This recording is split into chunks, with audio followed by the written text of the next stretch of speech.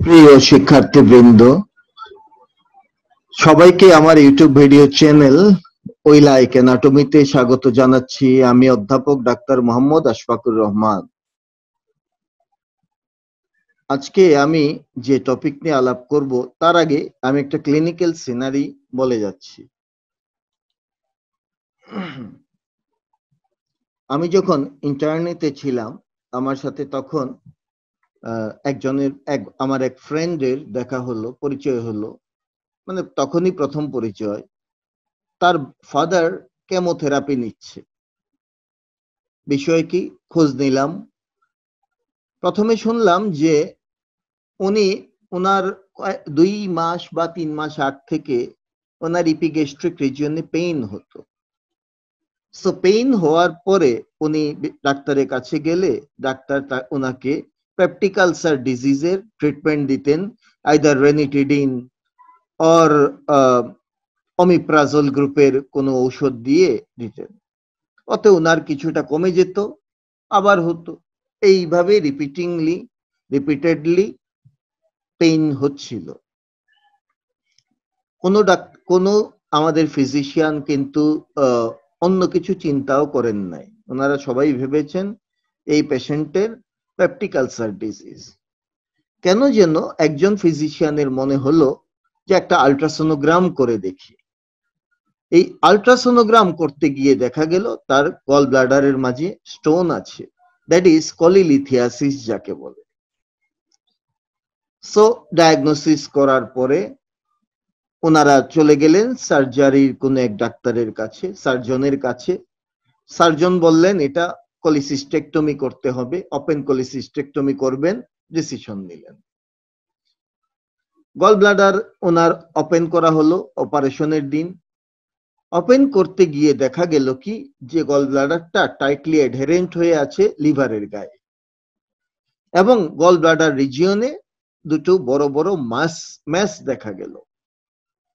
সাথে সাথে ওনারা বুঝে গেলেন এখানে কোনো একটা গ্রোথ তৈরি হয়েছে, এবং এটা এই রিজিয়নের গ্রোথ স্বাভাবিকভাবেই কার্সিনোমা হয়। তার মানে ডায়াগনোসিস হচ্ছে carcinoma of the gall bladder. এরপরে ওনারা তাড়াতাড়ি গল ব্লাডারটা ফেলে দিয়ে অপারেশন ক্লোজ করে দিয়ে বললেন কেমোথেরাপি নিতে হবে। এই অবস্থাতে আমার সাথে ওনার পরিচয়, এবং 15 দিনের মাথায় উনি কিন্তু মারা গেলেন। আমাদের বডিতে দুটো ব্লাডার আছে, ইউরিনারি ব্লাডার আর গল ব্লাডার। দুই জায়গাতেই স্টোন হতে পারে। গল ব্লাডারের স্টোন হচ্ছে কোলিলিথিয়াসিস, ইউরিনারি ব্লাডারের স্টোন হচ্ছে ইউরোলিথিয়াসিস। কিন্তু দুই স্টোনের একটা বড় ডিফারেন্স হচ্ছে, গল ব্লাডারের স্টোন হলে এই স্টোন আমরা জানি গল ব্লাডারের লাইনিং হচ্ছে সিম্পল কলামনার ইপিথেলিয়াম। এই স্টোন করে কি এই ইপিথেলিয়ামকে ইরিটেট করে, মেটাপ্লাস্টিক চেঞ্জ তৈরি করে, আর মেটাপ্লাসিয়া থেকে আলটিমেটলি ক্যান্সারের দিকে রূপ নেয়। হোয়ারেস ইউরিনারি ব্লাডারের স্টোন কিন্তু এমন না, সে কিন্তু ইরিটেট করে কার্সিনোমা তৈরি করে না। তাহলে গল ব্লাডারের স্টোন খুব ডেঞ্জারাস স্টোন। আমাদের উচিত হচ্ছে এইরকম কন্ডিশনে পেপটিক আলসার ডিজিজ যদি ঘন ঘন হয়, খুব দ্রুত আমাদের আল্ট্রাসোনোগ্রাম করে চেক করা উচিত আসলে গল ব্লাডারের কি কন্ডিশন। কারণ গল ব্লাডারের স্টোন থেকে কার্সিনোমা হওয়ার সম্ভাবনা খুবই বেশি। আমার খুবই ক্লোজ একজন রিলেটিভ ছিলেন, উনি এক শহরে, হবিগঞ্জ শহরে থাকতেন, আমার আপন খালা। তো ওনারও সিমিলার প্রবলেম, ওনার ইপিগ্যাস্ট্রিক পেইন হয়, বিভিন্ন ডাক্তারের কাছে গেলে ওনাকে আলটিমেটলি পেপটিক আলসার ডিজিজের ট্রিটমেন্ট দেওয়া হচ্ছিল। সো শেষ পর্যন্ত একজন মেডিসিন স্পেশালিস্টের কাছে যাওয়ার পরে উনি আল্ট্রাসোনোগ্রাম দিলেন। সেই সোনোগ্রামে দেখা গেল যে ওনার আবারও গল স্টোন। সেই গল স্টোন এখন অপারেশন করাবে। সেই শহরে ঢাকা থেকে বিএসএমইউ এর একজন ডক্টর যান, তিনি গিয়ে অপারেশন করবেন। সেই ডক্টর ঠিক করলেন ল্যাব কল করবেন। সো ল্যাব কল করতে গেলেন। সো পেশেন্টকে যে আগে একটু অ্যাসেস করা ল্যাব কলের জন্য সুইটেবল কিনা সেটাও না করে উনি ল্যাব কল করতে গেলেন। কিন্তু ল্যাব কল করতে গিয়ে ভিতরে দেখলেন বড় ম্যাস হয়ে গেছে, তার মানে ইনারও ওই রিজিয়নে কার্সিনোমা ডেভেলপ করেছে। এবং আলটিমেটলি ইনিও 2 মাসের মাথায়, 2 বা 3 মাসের মাঝে ইনিও মারা গিয়েছে। সো গল ব্লাডার খুবই ডেঞ্জারাস একটা জায়গা, খুবই ইম্পর্টেন্ট অর্গান আমাদের ডাইজেশনের জন্য, সেই সাথে সে কিন্তু ক্লিনিক্যালিও অনেক ইম্পর্টেন্ট একটা অর্গান। আজকে আমাদের টপিক হচ্ছে গল ব্লাডার, আসলে ঠিক গল ব্লাডার না, বিলিয়ারি অ্যাপারেটাস। আমাদের টপিক হচ্ছে বিলিয়ারি অ্যাপারেটাস। এটা আমাদের ভালোভাবে জানতে হবে বিলিয়ারি অ্যাপারেটাস সম্পর্কে। এট ফার্স্ট আমি একটু ফিজিওলজি নিয়ে আলাপ করব বিলিয়ারি অ্যাপারেটাসের। মনে করি আমরা একটা ফ্যাটি ফুড খেলাম, সেই ফ্যাটি ফুডটা স্টমাকে যাবে, গিয়ে অ্যাসিডের সাথে মিক্সিং হয়ে একটা কাইম ফর্ম করবে, অ্যাসিডিক কাইম। দেন স্টমাকের এই কন্টেন্ট চলে যাবে ডিওডেনামে, প্রথমে যাবে ফার্স্ট পার্ট অফ দি ডিওডেনামে। ফার্স্ট পার্ট অফ দ্য ডিওডেনামে তাহলে কে আসলো? অ্যাসিডিক কাইম আসলো। এখন এই অ্যাসিডিক কাইমটাকে প্রথমে নিউট্রাল করা দরকার, ওকে, দেন ডাইজেশনের বাকি ব্যবস্থা করা দরকার। প্রথমে ডিওডেনামের লাইনিং এপিথেলিয়ামের মাঝে বা এখানে যে গ্ল্যান্ড গুলো আছে, ক্রিপস অফ লাইবারকুন নামে যে গ্ল্যান্ড, সেই গ্ল্যান্ডের একটা সেল হচ্ছে এন্টারো এন্ডোক্রাইন সেল। এন্টারো এন্ডোক্রাইন সেলের মধ্যে ডিওডেনামে থাকে দুই রকমের সেল, একটা হচ্ছে এস সেল, যার নাম হচ্ছে সিক্রেটিন, যে হচ্ছে সিক্রেটিন রিলিজ করে। এস সেল সিক্রেটিন রিলিজ করে। সেই সিক্রেটিন ব্লাড একটা লোকাল হরমোন, সে ব্লাডের মধ্য দিয়ে প্যানক্রিয়াসে চলে যাবে, প্যানক্রিয়াসের ডাক্টের উপর কাজ করে। Secretin acts on the duct portion of the pancreas, এবং সিক্রেটিনের কারণে প্যানক্রিয়াস থেকে যে সিক্রেশনটা হয়, that secretion is watery as well as it contain high amount of the bicarbonate ion. So সিক্রেটিনের কারণে প্যানক্রিয়াস থেকে যে সিক্রেশন হয় তার মাঝে ওয়াটার কন্টেন্ট বেশি থাকে, বাইকার্বনেট বেশি থাকে। এই বাইকার্বনেটটাই অ্যাসিডিক কাইমকে নিউট্রালাইজ করবে। নাও আরেক ধরনের এন্টারএন্ডোক্রাইন সেল পাওয়া যায় ডিওডেনামের ওয়ালে, তার নাম হচ্ছে আই সেল। এই আই সেল থেকে আরেকটা লোকাল হরমোন রিলিজ হয়, যার নাম হচ্ছে সিসিকে পিজেড, মানে হচ্ছে কোলিসিস্টোকাইনিন প্যানক্রিওজাইমিন কমপ্লেক্স। তাহলে এই হরমোনের দুটো পার্ট আছে, একটা হচ্ছে কোলিসিস্টোকাইনিন পার্ট আর একটা প্যানক্রিওজাইমিন পার্ট। কোলিসিস্টোকাইনিন পার্টটা কি করবে? কোলিসিস্টো, কোলি মানে বাইল, সিস্ট মানে ব্লাডার, মানে গল ব্লাডার। তাইলে এই হরমোনটা গিয়ে গল ব্লাডারের উপরে কাজ করবে। কি কাজ? গল ব্লাডারকে কন্ট্রাক্ট করবে যাতে বাইলটা বের হতে পারে।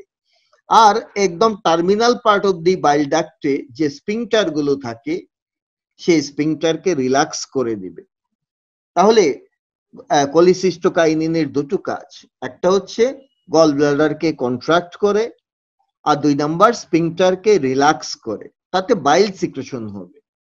এই বাইলটা আমার ওই ফ্যাটি সাবস্টেন্সের কে ডাইজেশনে হেল্প করবে। ডাইজেশন করবে বলবো না আমরা, ডাইজেশন করবে লাইপেজ এনজাইম, বাট বাইল কি করবে? ডাইজেশনে হেল্প করবে। কিভাবে হেল্পটা করে? বাইল এই ফ্যাটকে সে ছোট ছোট কতগুলো পার্টিকেলে কনভার্ট করে দেয়। ফ্যাট হচ্ছে লার্জ পার্টিকেল, তাকে ভেঙে ইমালসিফাই করে, এটাকে বলে ইমালসিফিকেশন। ইমালসিফাই করে ছোট ছোট পার্টিকেলে কনভার্ট করবে যাতে লাইপেজ ভালোভাবে কাজ করতে পারে। That is the function of the cholecystokinin. এইবার প্যানক্রিওজাইমিন পার্ট, তার নাম থেকেই বোঝা যাচ্ছে, প্যানক্রিও মানে প্যানক্রিয়াসের উপরে কাজ করবে। সে কাজ করে প্যানক্রিয়াসের অ্যাসাইনির উপরে, অ্যাসাইনি অফ দি প্যানক্রিয়াসের উপরে কাজ করবে, এবং তার রেজাল্ট হিসেবে এক ধরনের সিক্রেশন তৈরি হবে, যে সিক্রেশনের মাঝে এনজাইম বেশি থাকবে। This is enzyme rich secretion. এই সিক্রেশনে এনজাইম বেশি থাকে, বাইকার্বনেট বা ওয়াটার কম থাকে। সুতরাং এই এনজাইম গুলো দিয়ে আলটিমেটলি ডাইজেশনের কাজ হবে। তাহলে আমি ওভারঅল ফিজিওলজিটা বুঝতে পারলাম যে আসলে কি হয় এই গল ব্লাডারের ডাইজেশনে, গল ব্লাডার বা এইগুলো রোলটা কোন জায়গায়, আমি একটু এক্সপ্লেইন করার চেষ্টা করলাম। এগুলো ফিজিওলজির বিষয়। সো আমি এখন জানবো যে বাইল আসে লিভার থেকে। আমরা অনেকে মনে করি গল ব্লাডার বাইল সিক্রেট করে, আসলে তা নয়। গল ব্লাডারে টেম্পোরারিলি স্টোর থাকে বাইল, কিন্তু মেইনলি সিক্রেশন হয় লিভার থেকে। লিভারের প্যারেনকাইমা সেল হেপাটোসাইট সে সিক্রেট করে, এবং সেই বাইলটা আসবে হচ্ছে সেকেন্ড পার্ট অফ দ্য ডিওডেনামে, লুমেনে এসে ওপেন হবে, বাইল রিলিজ হবে। এই রাস্তাটা মাঝখানে কি কি রাস্তা ক্রস করে সেটা আমরা এখন জানতে চাই। পাথওয়ে অফ দি বাইল প্রথমে আসে হেপাটোসাইট থেকে রিলিজ হয়। এট ফার্স্ট বাইল ঢুকবে বাইল ক্যানালিকুলিতে, তারপরে যাবে ইন্ট্রালোবিউলার বাইল ডাকটিউলে। ইন্ট্রালোবিউলার, লোবিউলের ভিতরে কিছু বাইল ডাকটিউল থাকে, সেখানে যাবে। ইন্ট্রালোবিউলার বাইল ডাকটিউলের আরেক নাম ক্যানেল অফ হ্যারিং, হ্যারিংস ক্যানেল বলে বা কোলাঞ্জিওল বলে। সেখান থেকে বাইল চলে যাবে ইন্টারলোবিউলার বাইল ডাকটিউলে। ইন্টারলোবিউলার বাইল ডাকটিউল, ইন্টারলোবিউলার ডাকটিউল গুলো থাকে পোর্টাল স্পেসে বা পোর্টাল ট্রায়াডের মাঝে, কয়েকটা লোবিউলের জাংশনাল পজিশনে থাকে, ঠিক আছে। ইন্টারলোবিউলার বাইল ডাকটিউল থেকে বাইল চলে যাবে রাইট এন্ড লেফট হেপাটিক ডাক্টে, এই যে right and left hepatic duct. Then যাবে কমন হেপাটিক ডাক্টে, সেখান থেকে চলে যাবে কমন বাইল ডাক্টে। কমন বাইল ডাক্ট আর পেনক্রিয়াটিক ডাক্ট মিলে ফর্ম করে হেপাটোপেনক্রিয়াটিক ডাক্ট, সে চলে যাবে হেপাটোপেনক্রিয়াটিক ডাক্টে। হেপাটোপেনক্রিয়াটিক ডাক্টের টার্মিনাল পার্ট একটা সোয়েলিং তৈরি করে, তার নাম হেপাটোপেনক্রিয়াটিক অ্যাম্পুলা। তাহলে তৈরি করবে, এবার যাবে হেপাটোপেনক্রিয়াটিক অ্যাম্পুলাতে, এবং অ্যাম্পুলার সামিটে যে ওপেনিং আছে সেই ওপেনিং দিয়ে সেকেন্ড পার্ট অফ দ্য ডিওডেনামে লুমেনে চলে যাবে bile. This is the pathway of the bile. এই পাথওয়েটা ফলো করবে যখন স্পিংটার গুলো ওপেন থাকবে। স্পিংটার যখনই ওপেন থাকবে এই পাথওয়ে ফলো করবে বাইল। আর আমরা জানি স্পিংটার কখন ওপেন হয়, যখন ফ্যাটি ফুড যাবে ডিওডেনামে এবং যখন কোলিসিস্টোকাইনিন রিলিজ হবে, তখনই একমাত্র স্পিংটারটা ওপেন হবে। না হলে বাকি সময় কিন্তু এই স্পিংটার ওপেন থাকে না এবং বাইল এই পাথওয়ে ফলো করবে না। তাহলে বাইল কি শুধু সেই সময়ই তৈরি হয় যখন ফুড যায়, ফ্যাটি ফুড? নো, বাইল কন্টিনিউয়াসলি তৈরি হচ্ছে লিভারে। তাহলে তখন পাথওয়েটা কি হবে? তখন হেপাটোসাইট থেকে canaliculi, intralobular ductule, interlobular bile ductule, right and left hepatic duct, common hepatic duct এই পর্যন্ত আসলো। তারপরে বাইলটা ঢুকে পড়বে হচ্ছে সিস্টিক ডাক্টে। সিস্টিক ডাক্টে যাবে, সেখান থেকে বাইল চলে যাবে গল ব্লাডারে, ঠিক আছে, গল ব্লাডারে চলে যাবে। এখন যখনই ফ্যাটি ফুড যাবে সেকেন্ড পার্ট অফ দি ডিওডেনামে, ঠিক আছে, সেকেন্ড পার্ট অফ দি ডিওডেনামে যখনই ফ্যাটি ফুড যাবে, কোলিসিস্টোকাইনিন রিলিজ হবে। সেই কোলিসিস্টোকাইনিন এবার গল ব্লাডারকে কন্ট্রাক্ট করবে, এই গল ব্লাডারকে, এবং তখন বাইলটা আবার সিস্টিক ডাক দিয়ে বের হয়ে চলে যাবে কমন বাইল ডাক্টে, ঠিক আছে। সিস্টিক ডাক দিয়ে চলে যাবে কমন বাইল ডাক্টে। কমন বাইল ডাক্ট থেকে আগের পদ্ধতিতেই যাবে। আর এখন তো স্পিংটার ওপেন হয়ে গেছে, যেহেতু due to action of the, যাকে বলা হয় due to action of cholecystokinin, স্পিংটারটা ওপেন হয়ে গেছে। সুতরাং এখন এই পদ্ধতিতে বাইল রিলিজ হবে। সো আমি কিন্তু বাইলের একটা পাথওয়ে বলে রাখলাম, পাথওয়েটা একটু খেয়াল রাখতে হবে। নাও আমরা যাব বিলিয়ারি অ্যাপারেটাস। তাহলে জিনিসটা কি? What is biliary apparatus? These are the biliary apparatus of the liver. These are the passage through which liver bile, that is hepatic bile, and gallbladder bile are conveyed into second part of duodenum.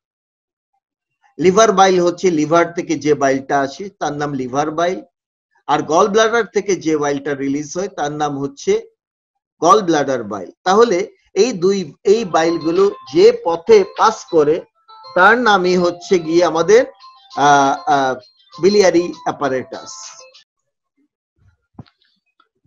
তো আমরা এই biliary অ্যাপারেটাসকে দুটো ভাগে ভাগ করতে পারি। একটা হচ্ছে কিছু বিলিয়ারি অ্যাপারেটাস লিভারের ভিতরে থাকে, তার নাম দিব আমরা ইন্ট্রাহেপাটিক বিলিয়ারি অ্যাপারেটাস। আর যে পার্টগুলো বাইরে থাকে তার নাম হচ্ছে এক্সট্রাহেপাটিক বিলিয়ারি অ্যাপারেটাস। ঠিক আছে, দুটো পার্টে আমরা বিলিয়ারি অ্যাপারেটাসকে ভাগ করে নিলাম। এইখানে যে ডায়াগ্রামটা দেখা যাচ্ছে বেসিক্যালি এগুলো হচ্ছে এক্সট্রাহেপাটিক বিলিয়ারি অ্যাপারেটাস। ইন্ট্রাহেপাটিকটা লিভারের ভিতরে থাকে, একে বাইরে থেকে দেখা যায় না। ইন্ট্রাহেপাটিক বিলিয়ারি অ্যাপারেটাস অলরেডি আমি বলেছি যে এরা থাকে লিভারের ভিতরে থাকে, ইন্ট্রা মানে ইনসাইড দ্য লিভার। কি কি জিনিস নিয়ে ইন্ট্রাহেপাটিক বিলিয়ারি অ্যাপারেটাস? নাম্বার 1, ওই যে বাইল পাথওয়েতে আমি দেখিয়েছিলাম, প্রথমে বাইল ক্যানালিকুলি, দেন হচ্ছে ইন্ট্রালবিউলার বাইল ডাকটিউল, তারপরে হচ্ছে ইন্টারলবিউলার বাইল ডাকটিউল, তারপরে right and left hepatic ducts. এই স্ট্রাকচার গুলো হচ্ছে ইন্ট্রাহেপাটিক বিলিয়ারি অ্যাপারেটাসের মধ্যে পড়ে। These are the intrahepatic biliary apparatus. Extrahepatic biliary apparatus হচ্ছে লিভারের বাইরে থাকে, আউটসাইড দ্য লিভার। এখানে আমরা এই এক্সট্রাহেপাটিক biliary apparatus এর কাজ হচ্ছে they receive bile from the liver, then store and concentrate it in the gallbladder and transmit it to the second part of duodenum when required. Extrahepatic biliary apparatus তাহলে লিভারের বাইলকে receive করে গল ব্লাডারে store করবে, concentrate করবে, আর second পার্টে transmit করে দিবে when required. তো আমরা দেখতে চাই কি কি আছে এক্সট্রাহেপাটিক biliary apparatus। নাম্বার 1 আসবে right and left hepatic duct. Here is the right hepatic duct, this is the left hepatic duct. Then common hepatic duct, then হচ্ছে সিস্টিক ডাক্ট, তারপরে গল ব্লাডার, তারপরে কমন বাইল ডাক্ট। এই পাঁচটা হচ্ছে extrahepatic biliary অ্যাপারেটাসের part. এখন একটা খটকা আমাদের লাগতে পারে, রাইট এন্ড লেফট হেপাটিক ডাক্টকে একটু আগে আমি বলেছি ইন্ট্রাহেপাটিকের পার্ট, এখন আবার বলছি এক্সট্রাহেপাটিকের পার্ট। আসলে বিষয়টা কি? রাইট এন্ড লেফট হেপাটিক ডাক্টের কিছু পার্ট থাকে লিভারের মধ্যে ভিতরে, এই জন্য ওই পার্টটুকু হচ্ছে তার ইন্ট্রাহেপাটিক পার্ট।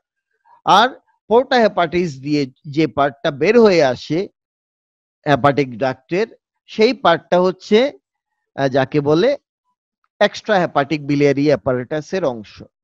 সুতরাং right and left hepatic ducts, these are both part of the intrahepatic and extrahepatic duct, extrahepatic biliary apparatus.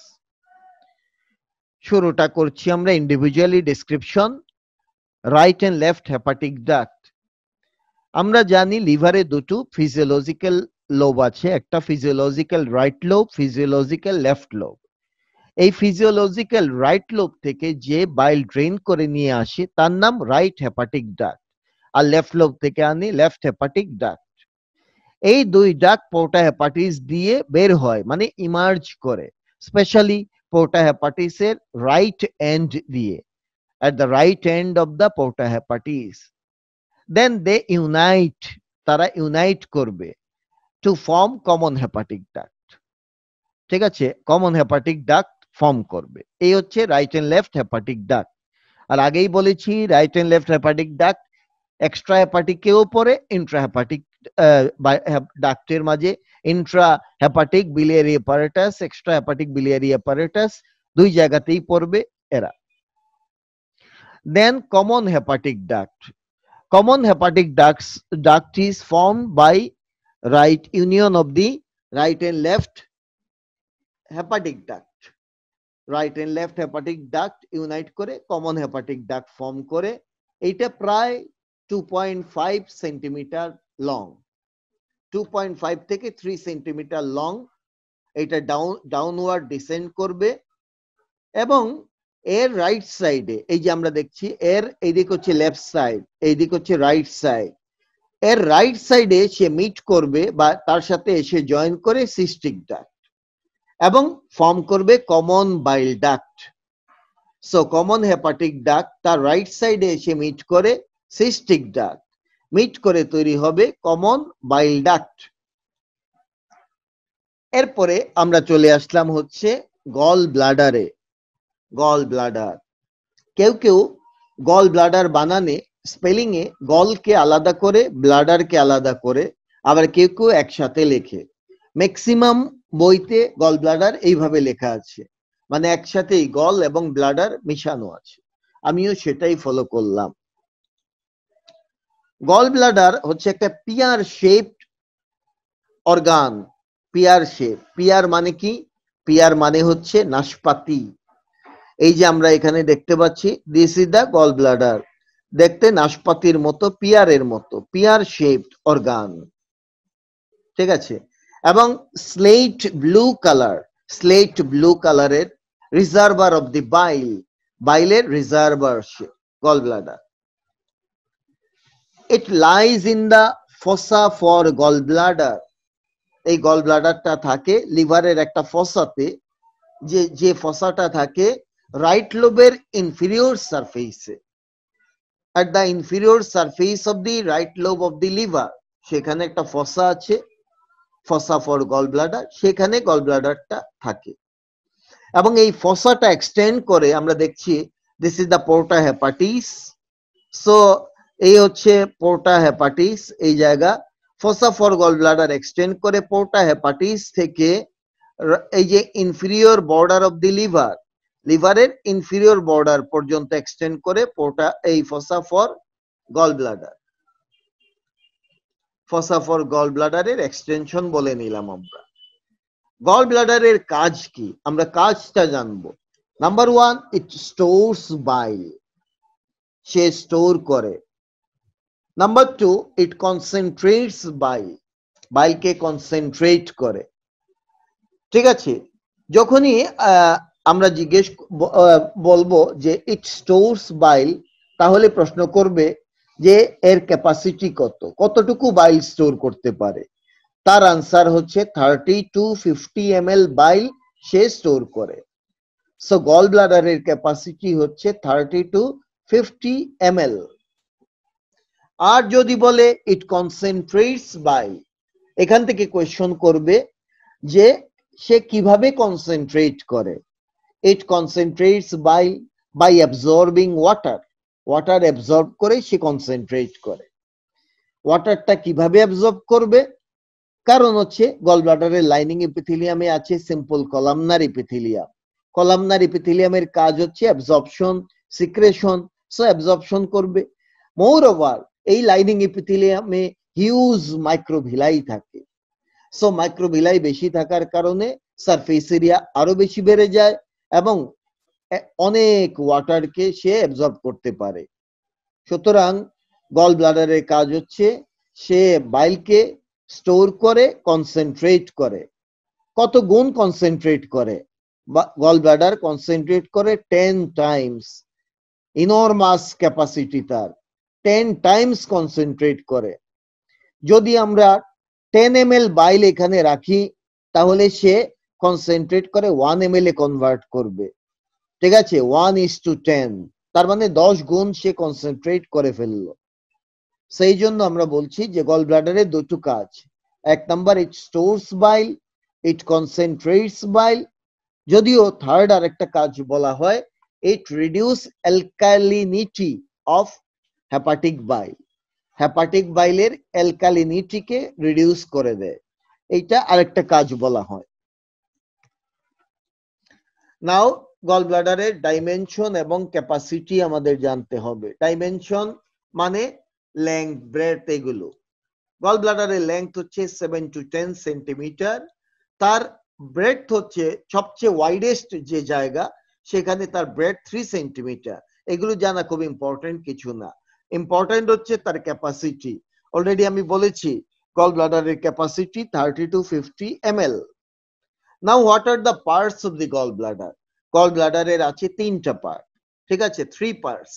Number 1 হচ্ছে এই পার্টটার নাম হচ্ছে fundus of the gall bladder. This is the fundus. Fundus আসলে অনেক অর্গানেই ফান্ডাস আছে। স্টমাকের ফান্ডাস পাওয়া যাবে, ইউরিনারি ব্লাডারে ফান্ডাস আছে, ইউটেরাসে ফান্ডাস আছে। তো আসলে ফান্ডাস জিনিসটা কি? ফান্ডাস হচ্ছে একটা গম্বুজের মতো জিনিস, ঠিক আছে? ফান্ডাস হচ্ছে একটা গম্বুজ আকৃতির জিনিস, এরকম গোলগাল জিনিস, এবং ফান্ডাসটা থাকে কোন একটা ওপেনিং এর এগেইনস্টে, ঠিক আছে? একটা ওপেনিং এর এগেইনস্টে যে এরকম ধনুকের মতো গম্বুজের মতো জিনিস থাকে, তার নামই হয় ফান্ডাস। সো আমরা গল ব্লাডারের এই হচ্ছে তার ওপেনিং, তার এগেইনস্টে এরকম একটা ফান্ডাস মানে গম্বুজের মতো জায়গা দেখি, that is called fundus of the gall bladder. তাহলে হয়ে গেল একটা হচ্ছে ফান্ডাস। ফান্ডাসের পরের পার্টটা, এই পার্টটা হচ্ছে body of the gall bladder, this one is the body. আর তারপরের পার্টটা হচ্ছে neck of the gall bladder. So তিনটা part, fundus, body and neck of the gall bladder, তিন পার্ট দিয়ে হচ্ছে গল ব্লাডার। এবার আমরা চলে যাচ্ছি ফান্ডাস অফ দি গল ব্লাডার প্রসঙ্গে। ফান্ডাস, it is the lower expanded blind end of the organ, এই যে expanded এবং lower নিচের দিকে আছে, এবং blind, it is the lower expanded blind end of the organ, and it projects beyond the inferior border of the liver. লিভারের inferior border থেকে যে পার্টটা উকি দিচ্ছে, এই পার্টটার নামই হচ্ছে fundus of the gall bladder, ঠিক আছে? এই মুহূর্তে এখানে এই যে ছোট্ট অংশটুকু দেখা যাচ্ছে, the part of the gallbladder beyond inferior border of the liver, that is the fundus of the gallbladder. আমি আমার ভিডিওতে একটু দেখাচ্ছি।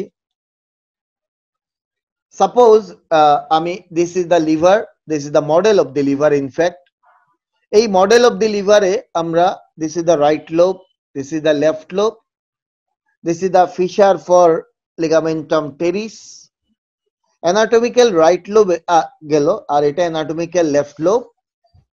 Then this is the inferior border of the liver, this is the inferior border of the liver. এই inferior border এ আমরা দুটো group notch দেখি, this one is one notch, it is called interlobar notch because on the right side of this notch this is the right lobe, and on the left side of this notch this is the left lobe. So this notch will be called interlobar notch. Another notch হচ্ছে এই জায়গা, তার নাম cystic notch. এই cystic notch দিয়ে আমরা দেখছি গল ব্লাডারের ছোট্ট অংশ বের হয়ে আছে, এবং এই পার্টটার নামই হচ্ছে, this part is called fundus of the gall bladder, this is the fundus of the gall bladder.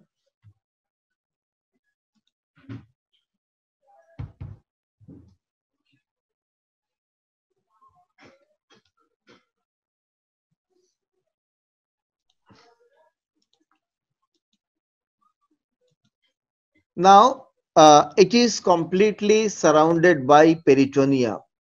Fundus of the gallbladder peritoneum দিয়ে completely surrounded থাকে, এইভাবে peritoneum তাকে completely surround করে রাখে fundus of the gallbladder K. So it is completely covered by peritoneum. এবং anteriorly it is related to anterior abdominal wall, সামনে fundus of the gall bladder anterior abdominal wall কে touch করে, and posteriorly যে আমরা এখানে ছবিতে দেখতে পাচ্ছি, ফান্ডাসের ঠিক পোস্টেরিয়রলি আছে ট্রান্সভার্স কোলন। তাহলে ফান্ডাসের সামনে থাকে এন্টেরিয়র অ্যাবডোমিনাল ওয়াল আর পিছনে থাকে ট্রান্সভার্স কোলন। আমাদের এক্সামের জন্য ভেরি ভেরি ইম্পর্টেন্ট হচ্ছে ফান্ডাস অফ দি গল ব্লাডারের সারফেস মার্কিং। কিভাবে আমরা সারফেস মার্কিং করব? এখানে দেখতে পাচ্ছি আমরা যে আমি একটা লাইন টেনেই দেখাচ্ছি। ওকে, এই যে আমরা একটা লাইন টানলাম রাইট সাইডে, আমাদের গল ব্লাডার থাকে রাইট সাইডে, একটা লাইন টেনে নিলাম, this is the right lateral plane, এটা হচ্ছে রাইট ল্যাটারাল প্লেন, আর এইটা হচ্ছে গিয়ে costal margin, this is the costal margin. এটার আমি একটা ডিফারেন্ট কালার দেওয়ার চেষ্টা করছি, different colour, here is the costal margin. তাহলে এই রাইট ল্যাটারাল প্লেন এবং কোস্টাল মার্জিন যে পয়েন্টে কাট করে, এই পজিশনে আমরা এই সেই জায়গা যেখানে গল ব্লাডারের ফান্ডাসটা থাকে, এই সেই জায়গা যেখানে fundus of the gall bladder থাকে। Here this is the area for fundus of the gall bladder. আরেক ভাবে আমরা fundus of the gall bladder identify করতে পারি বা বলতে পারি কোথায় থাকে, সেটা হচ্ছে tip of the ninth costal cartilage. This one is the first rib, second rib, third rib, fourth rib, fifth rib, 6, 7, 8, 9. এই হচ্ছে ninth rib। আর এইটুকু হচ্ছে 9 কোস্টাল কার্টিলেজ, তার টিপ হচ্ছে এই জায়গাটা। This is the tip of the 9 coastal cartilage. So এই টিপ of the 9 coastal cartilage লেভেলে বা এই জায়গাটুকুতেই থাকে ফান্ডাস অফ দি গল ব্লাডার। আরো একভাবে আমরা এটা চিন্তা করতে পারি, সেটা হচ্ছে আরেকভাবে আমরা ফান্ডাস অফ দি গল ব্লাডারকে দেখাতে পারি, সেই জিনিসটা হচ্ছে এইভাবে। This is the rectus abdominis muscle. এই যে এই মাসলটার নাম রেক্টাস অ্যাবডোমিনিস। এই রেক্টাস অ্যাবডোমিনিস মাসলের একটা ল্যাটারাল ফ্রি মার্জিন আছে, ল্যাটারাল মার্জিন আছে। সে একটা লাইন তৈরি করে অ্যাবডোমেনের মাঝে, তার নাম লিনিয়া সেমিলুনারিস। এটাকে বলা হয়, আমি একটু দেখাচ্ছি, এটা হচ্ছে লিনিয়া সেমিলুনারিস। এই লিনিয়া সেমিলুনারিস যে জায়গাতে কোস্টাল মার্জিনকে কাট করে, সেই পয়েন্টটাই হচ্ছে fundus of the gall bladder. তাহলে আমরা অ্যাবডোমেনের মাঝে রেক্টাস অ্যাবডোমিনিস মাসল বের করে তার ল্যাটারাল মার্জিনটা খুঁজে বের করব। সেই ল্যাটারাল মার্জিন যেখানে কোস্টাল মার্জিনের সাথে মিট করেছে, সেই জায়গাতে আমরা মার্ক করে দিব। দ্যাট ইজ দ্য, এই জায়গাটাই হয়ে যাবে আমাদের যাকে বলে এই জায়গা, দিস ওয়ান, এই জায়গাটা ফান্ডাস অফ দি গল ব্লাডার। এইভাবে আমরা এঁকে দিব বডি। এইটা একটা পদ্ধতি। অথবা টিপ অফ দি 9 কোস্টাল কার্টিলেজ লেভেলে ও আমরা পয়েন্ট আঁকতে পারি, অথবা আমরা রাইট ল্যাটারাল প্লেন যেখানে কোস্টাল কার্টিলেজ মার্জিনকে কাট করে সেই জায়গাতেও আমরা এইভাবে মার্ক করে দিলে সারফেস মার্কিং হয়ে যাবে ফান্ডাস অফ দি গল ব্লাডার। ফান্ডাসের পরের অংশটার নাম হচ্ছে body of the gall bladder. Here is the body of the gall bladder. Body of the gall ব্লাডারের ডিরেকশন হচ্ছে, দেখাই যাচ্ছে, এক আপওয়ার্ড যাচ্ছে, ব্যাকওয়ার্ড যাচ্ছে, and to the left, upward, backward and to the left. ঠিক আছে? এবং সেখানে গিয়ে সে মিট করে নেকের সাথে, নেক অফ দি গল ব্লাডারের সাথে মিট করছে। এবং এটাও পোর্টা হেপাটিসের রাইট এন্ডের এই ঘটনা। বডির দুটো সারফেস আছে, একটা আপার সারফেস, এই আপার সারফেসটা সরাসরি লিভারের সাথে টাচে থাকে। This is not covered by peritoneum. আমরা এখানে দেখতে পাচ্ছি এই যে পেরিটোনিয়াম, এখানে আসলো পেরিটোনিয়াম, দেন এই যে ফান্ডাসকে কমপ্লিটলি কভার করেছে, দেন আন্ডার সারফেসকে কভার করেছে, করে চলে যাচ্ছে, কিন্তু আপার সারফেসে কোনো পেরিটোনিয়াম নাই। So upper surface of the body of the gall bladder is devoid of peritoneum, এখানে কোনো পেরিটোনিয়াম নাই। আর লোয়ার সারফেস অফটা পেরিটোনিয়াম দিয়ে কভার করা থাকে, এবং লোয়ার সারফেসের নিচে আমরা ডিওডেনামকে পাই। Specially second part of the ডিওডেনামের রিলেশনে থাকে হচ্ছে এই বডির আন্ডার সারফেস বা ইনফিরিয়র সারফেস। বডির পরে আমরা পাবো neck of the gall bladder. Here is the neck, this small part is the neck. ঠিক আছে? বডি শেষ হবে, নেক শুরু হবে। এটা narrow upper end of the gall bladder, gall ব্লাডারের narrow upper end. Expanded lower এন্ডটা ছিল ফান্ডাস, আর নেরো আপার এন্ডটা হচ্ছে আমাদের নেক অফ দি গল ব্লাডার। এবং এই নেক গিয়ে মিট করে with the cystic duct, neck meets with the cystic duct. এই নেক অফ দি গল ব্লাডার থেকে আমাকে একটা জিনিস জানতে হবে, নেক অফ দি গল ব্লাডারের একটা ডাইলেটেশন পাওয়া যায়। Posterior medial wall of the neck of gall bladder, posterior-medial wall of neck of the gallbladder shows a pouch-like dilatation. এই ডাইলেটেশনটার নাম হচ্ছে হার্টম্যানস পাউচ। এই জায়গাটার নাম হার্টম্যানস পাউচ। এটা ভাইবাতে জিজ্ঞেস করা হয়। নেক অফ দি গল ব্লাডারে একটা পাউচ পাওয়া যায়, যেটা পোস্টেরোমিডিয়াল ডিরেকশনে থাকে। এই পাউচটার নাম কি? নাম হচ্ছে হার্টম্যানস পাউচ। এবং এই পাউচের ইম্পর্টেন্স হচ্ছে এখানে গল স্টোন হতে পারে, গল স্টোন, গল ব্লাডারে স্টোন হতে পারে, গল ব্লাডারে স্টোন এখানে ইম্প্যাক্ট হয়ে যেতে পারে, আটকে যেতে পারে। এই হচ্ছে তার ক্লিনিক্যাল ইম্পর্টেন্স। নাও আমরা যাচ্ছি structure of the gall bladder. আমরা যদি গল ব্লাডারের ইনার অ্যাসপেক্টটা দেখি, ভিতর দিকটা, লুমেনের দিকে দেখি, তাহলে আমরা দেখব যে লুমেনটা হানিকম্ব অ্যাপিয়ারেন্স দেখা যায়, হানিকম্ব অ্যাপিয়ারেন্স। কারণ কি? কারণ এর মিউকাস মেমব্রেনে কতগুলো টেম্পোরারি মিউকোসাল ফোল্ড পাওয়া যায়।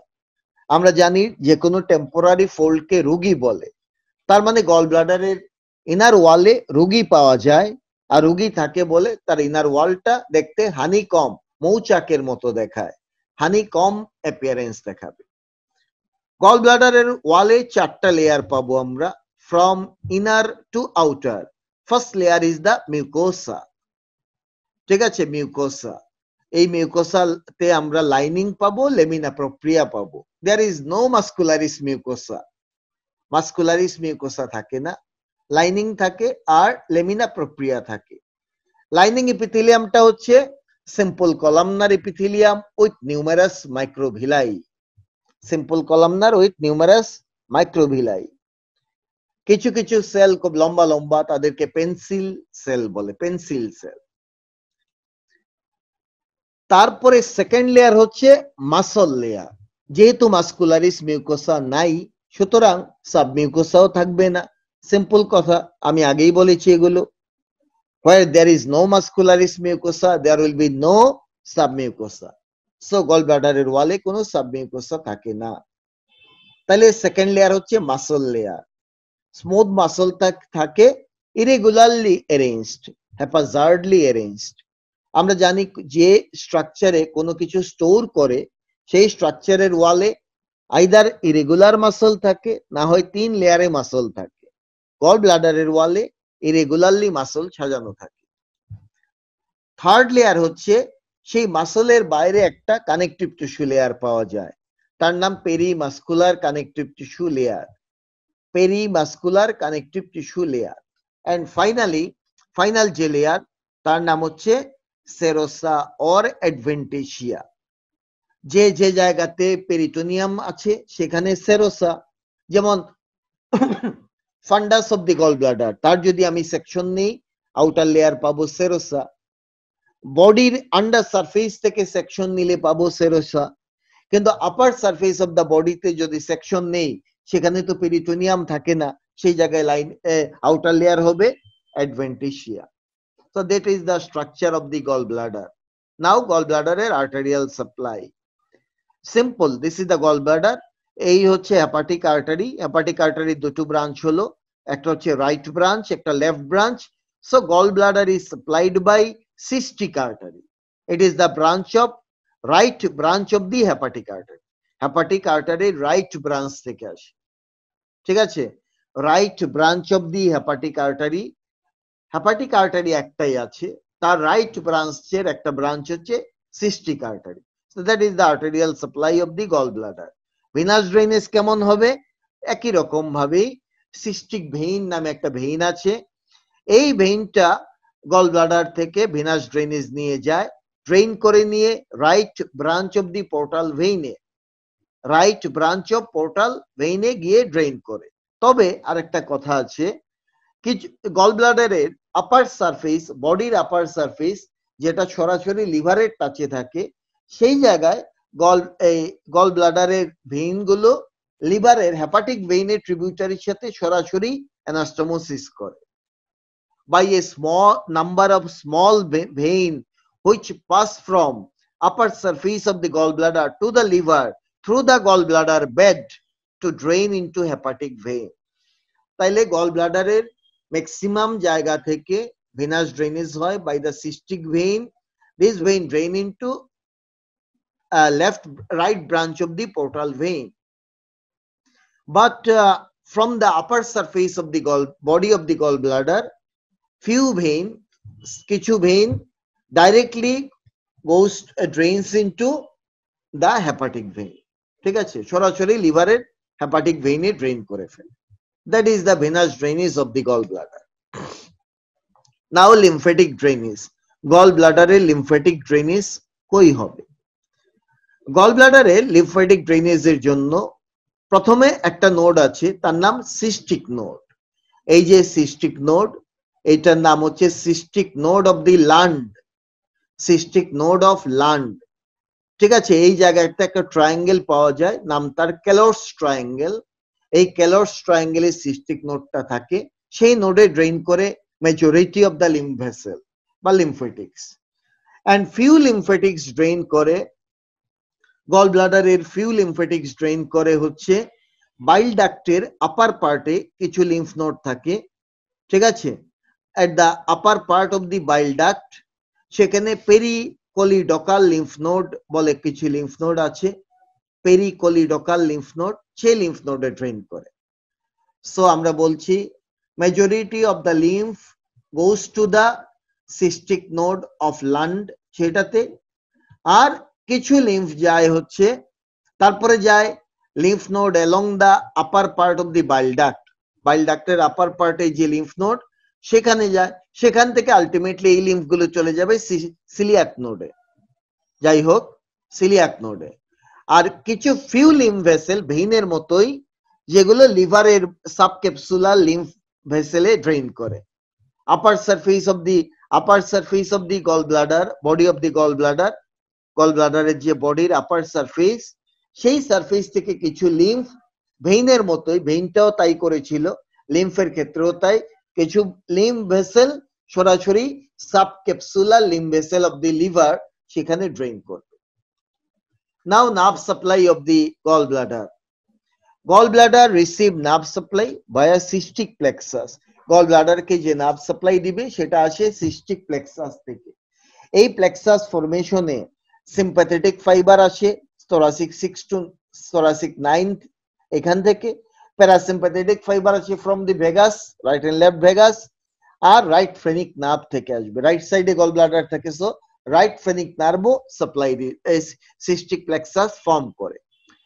এই জন্য দেখা যায় গল ব্লাডারে কখনো যদি পেইন হয়, এক নম্বরে পেইনটা চলে যায় inferior angle of the right scapula, because sympathetic এখানে নার্ভ এই এর কারণে এই পেইনটা পাস করে through the sympathetic fibre.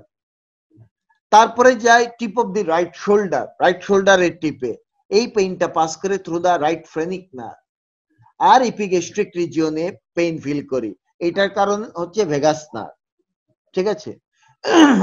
So gall ব্লাডারে pain আমরা 3 জায়গায় ফিল করতে পারি, ইপিগ্যাস্ট্রিক রিজিয়নে ও ফিল করতে পারি। আর ইপিগ্যাস্ট্রিক রিজিয়নে পেইন ফিল করলেই কিন্তু ডাক্তার মনে করবে, ভালোভাবে না বুঝলে সে মনে করবে পেপটিক আলসার ডিজিজ, এবং সে পেপটিক আলসারের ট্রিটমেন্ট দিতে শুরু করবে, কিন্তু প্রবলেম তো গল ব্লাডারে। Now development of the gall bladder. আমি সোর্স অফ ডেভেলপমেন্ট শুধু বলবো গল ব্লাডারের। Source, 1 number lining epithelium, gall ব্লাডারের ওয়ালে কিন্তু কোনো গ্ল্যান্ড নাই, সুতরাং শুধু লাইনিং ইস্যুই টানবো। Lining develop from the endoderm of the foregut, foregut endoderm থেকে, এবং ফোরগাটের একটা ডাইভার্টিকুলাম এরাইজ করে, তার নাম হেপাটিক বার্ড, সেই হেপাটিক বার্ডের পার্স সিস্টিকা পোর্শন থেকে ডেভেলপ করে লাইনিং, আর rest of the layer develop করে splanchnopleuric layer of lateral plate mesoderm. So that is the development of the gall bladder. Gall ব্লাডারের কিছু ডেভেলপমেন্টাল অ্যানোমালিজ হতে পারে, একটা হতে পারে agenesis of the gall bladder, তৈরি হলো না গল ব্লাডার, অথবা ডাবল তৈরি হয়েছে কিন্তু দুইটো, সো ডাবল গল ব্লাডার। সেপ্টাচ দিয়ে 2 ভাগ হয়ে গেল, সেপ্টেট গল ব্লাডার। গল ব্লাডারটা লিভারের ভিতরে তৈরি হলে ইন্ট্রাহেপাটিক গল ব্লাডার। তারপরে মেজেন্টেরি যদি ডেভেলপ করে যায় গল ব্লাডারে, তখন মোবাইল বা ফ্লোটিং গল ব্লাডার বলবো।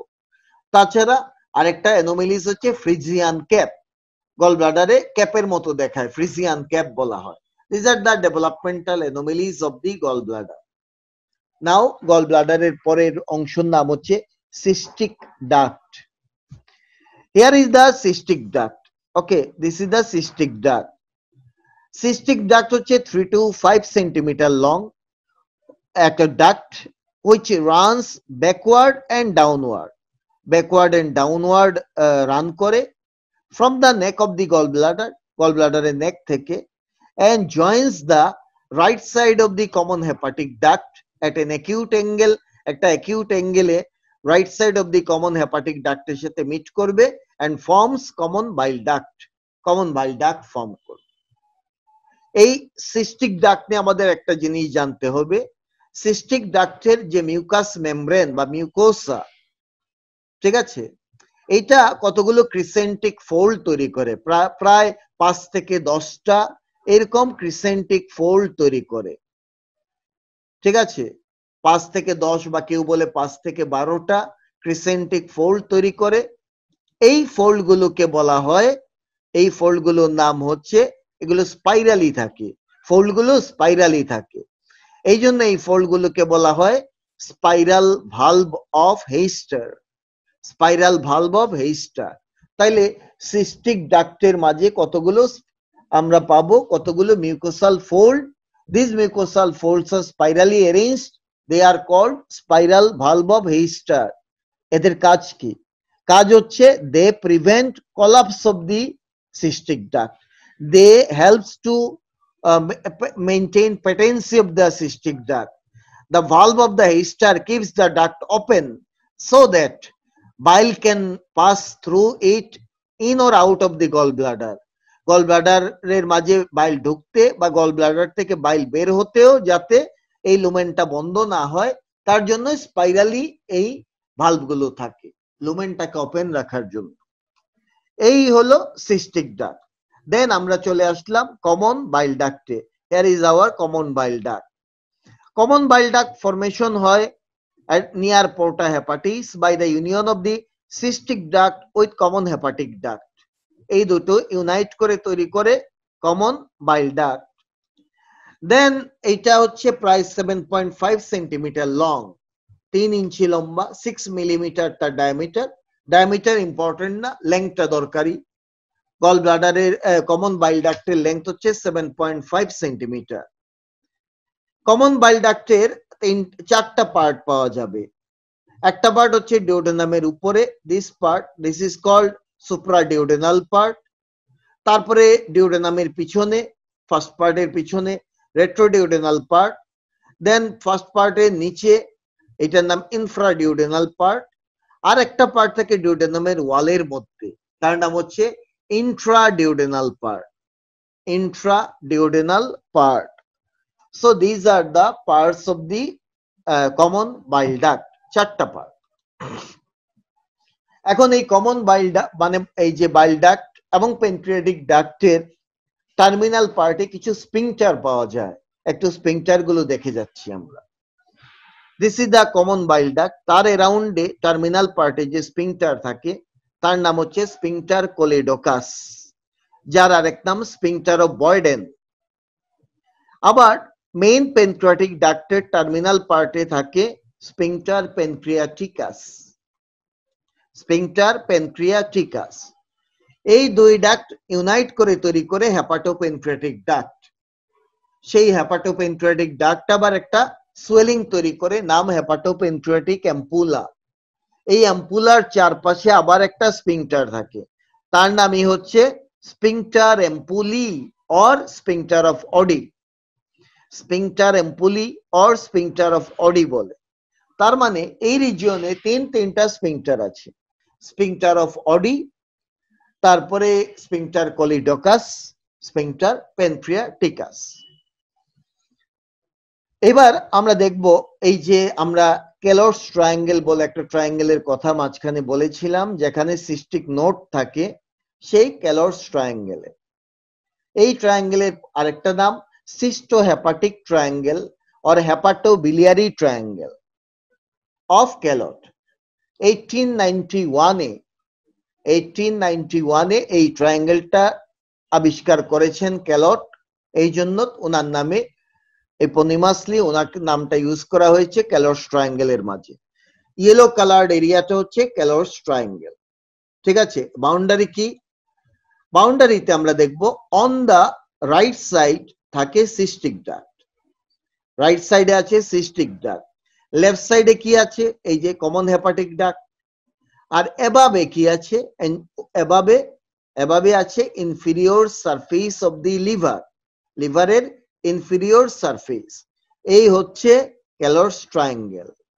তবে ক্যালর্স সাহেব যখন আবিষ্কার করেছেন তখন ক্যালর্স ট্রায়াঙ্গেলের বাউন্ডারিতে সুপিরিয়রলি ছিল এই সিস্টিক আর্টারি, তখন কিন্তু সিস্টিক আর্টারিটাকে সুপিরিয়র বাউন্ডারি ধরা হতো। পরবর্তীতে এই আপার বাউন্ডারিটা বলা মানে চেঞ্জ করে বলা হচ্ছে inferior surface of the liver. এবং এই ট্রায়াঙ্গেলের বেজ হচ্ছে base is located above and apex is directed downward, এই যে অ্যাপেক্সটা নিচের দিকে আছে, অ্যাপেক্সটা আছে ডাউনওয়ার্ড আর বেজ হচ্ছে উপর দিকে আছে। তো এই ক্যালর্স ট্রায়াঙ্গেলের বাউন্ডারি তো জানলাম, এর কন্টেন্ট কি কি থাকে এখানে আমরা দেখতে পাচ্ছি। 1 নম্বরে একটা লিম্ফ নোড আছে এই এখানে, যে ঠিক আছে, যার নাম cystic lymph node of the lungs. তারপরে দুটো আর্টারি আছে, একটা হচ্ছে রাইট হেপাটিক আর্টারি আর আছে এই সিস্টিক আর্টারি। তাহলে রাইট হেপাটিক আর্টারি আছে, সিস্টিক আর্টারি আছে, cystic lymph node of the land আছে, কিছু লিম্ফেটিক্সও থাকে। সো এই ট্রায়াঙ্গেলের ইম্পর্টেন্স কি, ক্যালর্স ট্রায়াঙ্গেলের ইম্পর্টেন্স কি? ইম্পর্টেন্স হচ্ছে সার্জারির সময় আমরা যখন কলিসিস্টেক্টমি করব সার্জনরা, তখন গল ব্লাডার ফেলে দেওয়ার আগে এই আর্টারিটাকে লাইগেট করতে হয় এবং এই লাইগেশনের কাজটা করা হয় এই ট্রায়াঙ্গেলের মাঝে, ঠিক আছে। এবং লাইগেট করার সময় খেয়াল রাখতে হয় এক্সেসরি কোনো বাইল ডাক্ট বা এগুলো আছে কিনা সেগুলো খেয়াল রাখতে হয়। এটা হচ্ছে surgical importance of the Calot's triangle বা সিস্টোহেপাটিক ট্রায়াঙ্গেল অফ দি ক্যালর্স। নাও একদম ফাইনালি আমি চলে আসছি গল ব্লাডারের ক্লিনিক্যাল কিছু কথা বলবো। গল ব্লাডারে কোনো ইনফ্লামেশন হলে তাকে বলে কোলিসিস্টাইটিস। কোলি মানে কোলিসিস্ট মানে গল ব্লাডার আর আইটিস মানে inflammation. So cholecystitis means inflammation of the gall bladder. এটা হতে পারে অ্যাকিউট মানে খুব র্যাপিডলি সাডেন ডেভেলপ করতে পারে, অর ক্রনিক হতে পারে। Acute cholecystitis usually occurs in adult women, adult ওমেনের মাঝে কোলিসিস্টাইটিস বেশি হয়, অ্যাকিউট কোলিসিস্টাইটিস। এবং এই পেশেন্ট গুলো সাডেন পেইন অ্যাপিয়ার করে, পেইন পাওয়া যায়, হঠাৎ পেইন হবে পেটের মাঝে, সেটা হতে পারে ইপিগ্যাস্ট্রিক রিজিয়নে or tip of the right শোল্ডারে or inferior angle of the স্ক্যাপুলাতে পেইন হবে। 2 নাম্বার ভমিটিং হবে, বমি। 3 নাম্বারে হচ্ছে আমরা যখন ক্লিনিশিয়ান যখন এক্সামিন করবে তখন মারফি সাইন পজিটিভ পাওয়া যাবে, পজিটিভ মারফি সাইন দেখা যাবে। এই দিয়ে আমরা বুঝতে পারি এটা অ্যাকিউট কোলিসিস্টাইটিস। আর ক্রনিক কোলিসিস্টাইটিস হচ্ছে লং টাইম, অনেক দিন ধরে তার কোলিসিস্টাইটিস আছে, দ্যাট ইজ ক্রনিক কোলিসিস্টাইটিস। সাধারণত ক্রনিক কোলিসিস্টাইটিস হয় গলস্টোন থেকে, আর অ্যাকিউটটা হয় হচ্ছে মাইক্রো অর্গানিজমের কারণে। একটা কথা বলা হয় ক্রনিক কোলিসিস্টাইটিস কাদের বেশি হয়, এটা জন্য 5F মনে রাখতে হয় ক্লিনিশিয়ানদের। 5F, 5টা F আছে। 1 নাম্বার ফ্যাট মানে ফ্যাটি ওমেনদের বেশি, ফ্যাটি পারসনে বেশি হবে। 2 ফার্টাইল পারসন মানে রিপ্রোডাক্টিভ এইজের মাঝে থাকবে এই পারসন গুলো। 3 নাম্বার ফেয়ার, ফর্সা চেহারা, ঠিক আছে, ফেয়ার কমপ্লেকশন থাকবে। ফিমেইলে বেশি হয়। এন্ড 40 দিকে এইজ হবে। তার মানে আমরা বুঝলাম ফ্যাট, ফার্টাইল, ফেয়ার, ফিমেল, 40, 5টা F আছে। এই ক্রাইটেরিয়া গুলো সাধারণত দেখা যায় ক্রনিক কোলিসিস্টাইটিসের রোগীদের ক্ষেত্রে। আমি প্রসঙ্গক্রমে মারফি সাইন বলে একটা সাইনের কথা বলেছিলাম। এই সাইনটা দেখা হয় হচ্ছে এই কোলিসিস্টাইটিস ডায়াগনোসিসের সময় সার্জনরা করে থাকেন। পেশেন্টকে সুপাইন পজিশনে রেখে থাম দিয়ে, লেফট থাম দিয়ে এই কোস্টাল মার্জিনের ঠিক নিচে টিপ অফ দি 9 কোস্টাল কার্টিলেজ লেভেলে প্রেস করা হয় এবং পেশেন্টকে বলা হয় ডিপ ব্রিদিং নিতে। ইনহেল করতে, জোরে নিঃশ্বাস নিতে। এবং যখন পেশেন্ট জোরে নিঃশ্বাস নিবে তখন সার্জন তার আঙ্গুলটা ভিতরে এরকম চেপে ধরবে। চেপে ধরলে কি হবে, তার যখনই ইন্সপিরেশন করবে গল ব্লাডারটা একটু নিচে নামবে এবং হাতের এই চাপটা গল ব্লাডারের উপরে লাগবে, পেইন শুরু হবে। এত পেইন, পেশেন্ট চিৎকার দিয়ে উঠবে, ও মাই গড, এই বলে সে তার ব্রিদিংটা আটকে যাবে, তো নিঃশ্বাস বন্ধ হয়ে যাবে। নিঃশ্বাস বলে সে চিৎকার করে উঠবে। This is called Murphy's sign.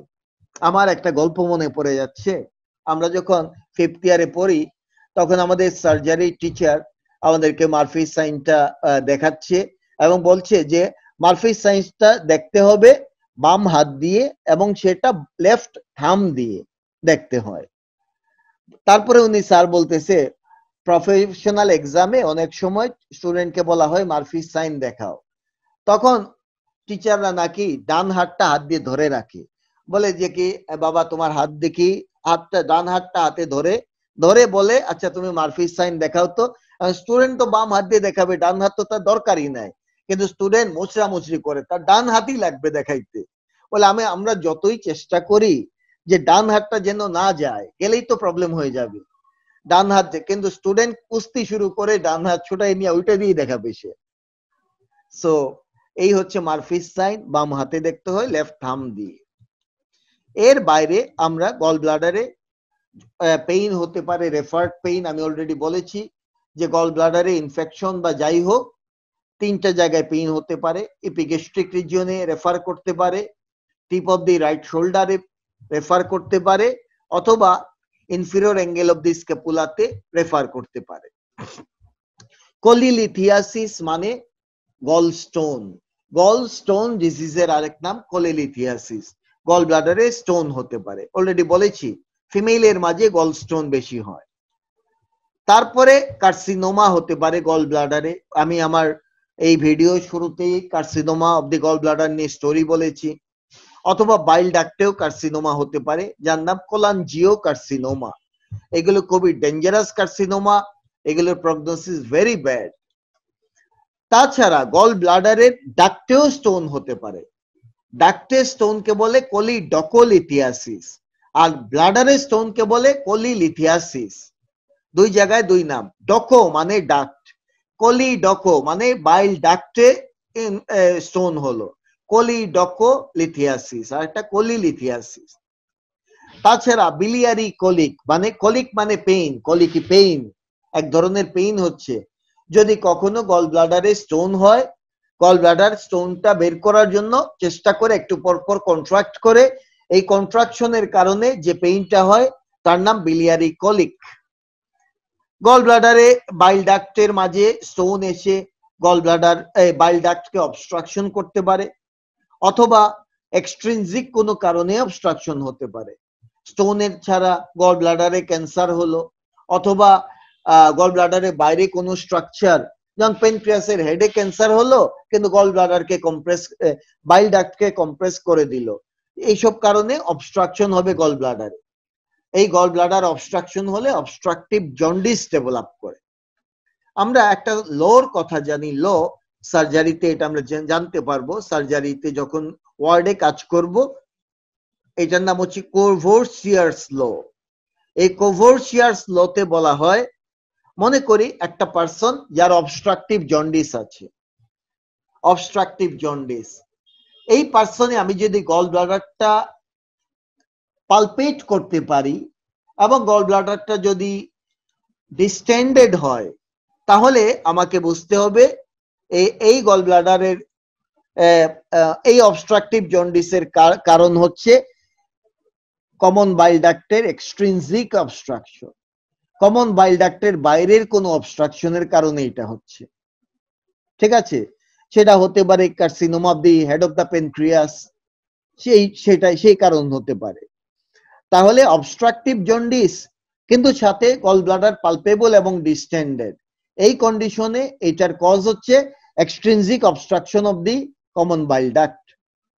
আর যদি অবস্ট্রাকটিভ জন্ডিস আছে কিন্তু গল ব্লাডার পালপেট করা যাচ্ছে না, গল ব্লাডার ডিস্টেন্ডেডও না, তাহলে আমরা বুঝবো এখানে কমন বাইল ডাক্টের ইন্ট্রিনজিক প্রবলেম আছে, intrinsic obstruction of the common bile duct, specially gall স্টোনের কারণে। গল স্টোন থেকে হয়তো একটা স্টোন এসে বাইল ডাক্ট অবস্ট্রাকশন করে ফেললো, পলিডকোলিথিয়াসিস হয়ে গেল, তার কারণে আলটিমেটলি অবস্ট্রাকটিভ জন্ডিস ডেভেলপ করেছে, তার গল ব্লাডার পালপেবল না, তার ডিস্টেনশনও নাই গল ব্লাডারে। This is due to intrinsic cause of the common bile duct obstruction. So এই হচ্ছে গিয়ে কোভোরচিয়ার্স ল। এগুলো আমরা থার্ড ইয়ারে গেলেও হয়তো সার্জারি ওয়ার্ড করতে গেলে সেই আমাদের পড়ানো হবে। So that's all about the biliary apparatus. আমি biliary apparatusটা first to last everything discuss করেছি। Thank you for watching me and thank you for watching my video. Please don't forget to subscribe my channel by clicking this bell icon, and also please share, like and comment to my video in the comment section. So finally, take care and goodbye.